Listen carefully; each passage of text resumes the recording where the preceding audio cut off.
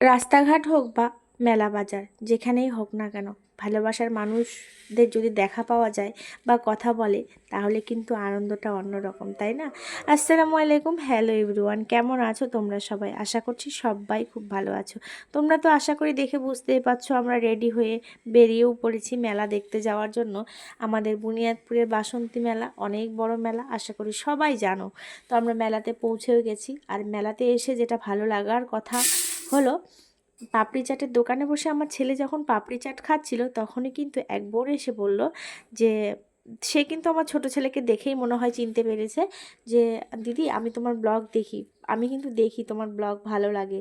তো আমারও ভীষণ ভালো লেগেছে বোনটার কথা শুনে। তো এইভাবেই ভালোবেসো, এইভাবেই পাশে থেকো।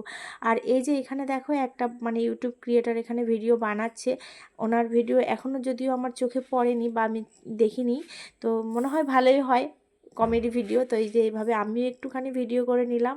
তো কেমন তোমরা কে কে দেখেছো একটু কমেন্টে জানাবে।